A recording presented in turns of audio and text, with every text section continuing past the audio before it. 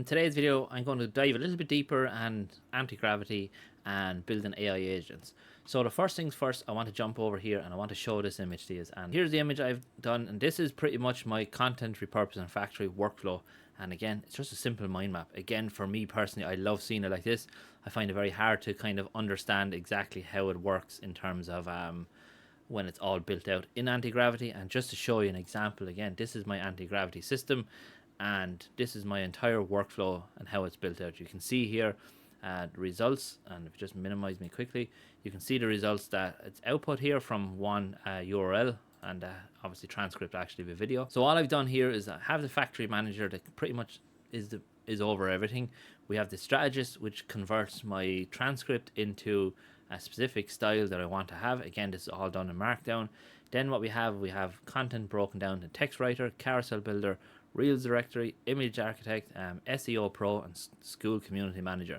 And again, the school community manager just helps convert any of the ideas that I've been working on into posts inside my own school community. And again, that's free to join if you're interested in joining. I break down every video that I do into a lot more detail and pretty much look to show how we can use AI in our business on a daily basis for real. So with that, you can see here the breakdown, and obviously the end on gets pushed to Notion. That's the key for me. I want all my content to come over here to this dashboard, and again, if I just move myself there, over on the left hand side, you can see here all the content has been generated pretty much from me running that prompt.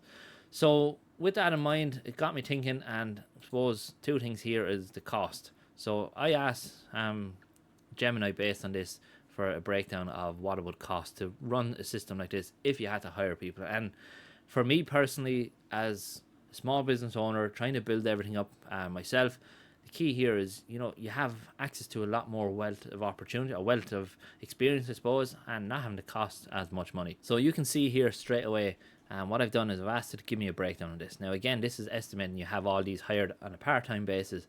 Again, not many people will have that, but if we scroll down here, the reality is you're going to have maybe a few people for certain tasks, but even at that, your code is saving you roughly 50 to 100,000 a year of human labor costs. So like for me personally, that's just unreal. I think for a lot of us, we end up having to do a lot of this work ourselves, repurposing content, going through it, getting all the content generated. And for me here, all I ever have to do is the reels. They're scripted out, 80% of it, some fine tuning. The carousels gives me the prompts output, the entire lot of it. And again, what I'll do is quickly show you just what an example of the carousel script. And if we just minimize that, here's my carousel. So that's one slide, that's two slides, and the whole way down, all the prompts are there for that. So it gives me pretty much everything to be almost complete. And as you can see, I've created 10 pieces of content from one video, and as I said, you're good to go. Plus, as I said, it's saving you a massive amount of money, regardless of what figures you take. Fair enough, 50,000 to 100,000, maybe a bit extreme. But even if you're saving yourself here, the low end estimate is 4,500 per month by not not having to outsource it and get people in for specific roles. So as I said, it got me thinking. I wanted to build something like similar to this, but maybe make it a bit more user friendly, because I know a lot of people, when they look at anti-gravity and things like that and understand the whole process of agents, they're not really sure how it all comes together. So that got me basically over here to build this out. Again, just to quickly kind of go through it, and again, I'll hide myself. You're going to act as a content team studio made up of 4 expert roles that work together in sequence. Content team studio: turn a topic, URL, transcript, or idea into a platform-ready social content using a clear, repeatable workflow. Professional brand voicing: no jargon, no fluff. So the roles are researcher. We have another role, which is a strategist. Again, we have editor, and then we have crafter. So what I'm going to do here is I'm just going to show you exactly how this works and pretty much just run it. So again, that's all I've done is I prompted that, and just to show you proof, I've asked it just to build it, and within a few minutes we have it done and dusted, ready to go. Now the cool thing I suppose about these is you can save these and you can have them yourself. If you want the code, you can launch it yourself and have the entire workflow done inside your business that you can use on a daily basis. So with that in mind, we jump over here to my YouTube channel, and what I'm going to do is just pull this video, get the link and jump back over here. Once we paste the link in, it starts the workflow. So the first stage of this is going to be research. So this is probably going to be the longest stage of it, where it's going to actually work on the research and the YouTube. So in fairness, it was quick enough. So one sentence summary, this analysis explores how generative AI is rapidly transforming the content ecosystem, shifting the value proposition from manual execution to strategic oversight, prompt engineering, and deep domain expertise across written, design, and video production. Again, it breaks the entire things down. Content strategists, marketing directors, and creative team leads. Again, it breaks down what most people miss. So it goes into detail, it gives you an idea of what it's about. So the next step now is the strategist, and all we do is, we're happy with this, we can go with it. If not, we just go back and look to maybe regenerate. Again, what I would look to do here is maybe to give me a bit more snippets from the actual content to make sure that it's referencing the actual YouTube videos. That's my only thing I'm just looking at here. That's what I would do. So approve and send we can, and then it goes into the strategist. Again, this is going to approach it, that content, turn it into some sort of angle we're going to do. So select the angle you want. Strategic restructuring, how to. Again, how to's are decent enough. Warning risk, the AI liability gap, why your SME audit process is your most important content. So again, we just go with the how to, action and framework. This is off to the editor now again. So I'm imagining each one of these are a staff member. They have to do specific jobs, and as I said, it allows us as lone business builders, basically entrepreneurs, to do it ourselves. So we selected the angle. Core message then is content velocity is now primary competitive layer. The only way to win is by shifting resources from execution to expert prompting and quality assurance.